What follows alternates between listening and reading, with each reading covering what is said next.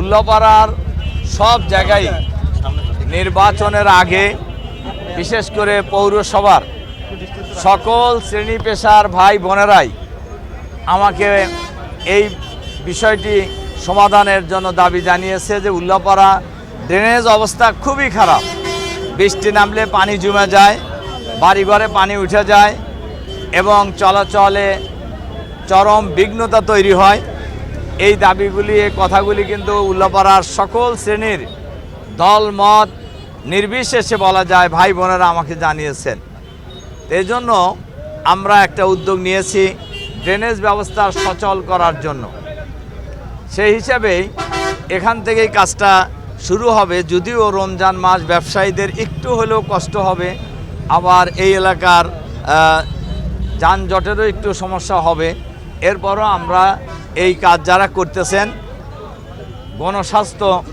জনস্বাস্থ্য মন্ত্রণালয়ের ইঞ্জিনিয়ার এখানে আছেন, আমাদের ইউনো সাহেব এখানে আছেন, উভয়কে আমি বলেছি এই রাস্তা চালু রেখেই কাজ করতে হবে এবং এই কাজ রাস্তা চালু রেখে কিভাবে আপনারা করতে পারেন সে ব্যাপারে সমন্বয় করবেন। যেহেতু ড্রেনেজ ব্যবস্থা আমরা আরও অনেক দূরে নিয়ে যাব, কাজেই যখন এলাকা হবে এলাকার লোকদের একটু কষ্ট হবে, যখন বাজারের মধ্যে দিয়ে যাবে তখন বাজারের মধ্যে লোকদের কষ্ট হবে, কিন্তু কষ্ট কিন্তু হবেই একটা পর্যায়ে। কিন্তু যদি ড্রেনেজ ব্যবস্থা না হয় তাহলে কিন্তু জলাবদ্ধতা কোনো অবস্থা দিয়ে দূর করা যাবে না, সবারই অসুবিধা হবে। এজন্য আমরা সবাই মিলেই সুন্দরভাবে এই কাজটাকে আমরা সমাধান করবো ইনশাল্লাহ।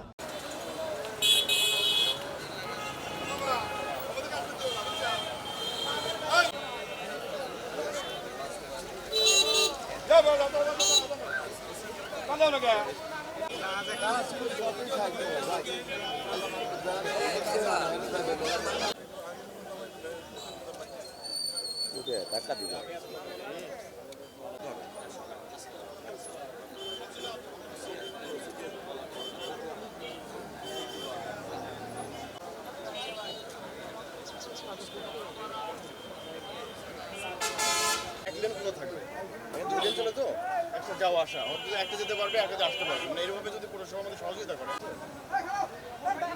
রোজার মাসে আমরা এই এখান থেকে শুরু করে সর্বোচ্চ ওই যে 85 পর্যন্ত যেতে পারবো, তার বেশি যেতে পারবো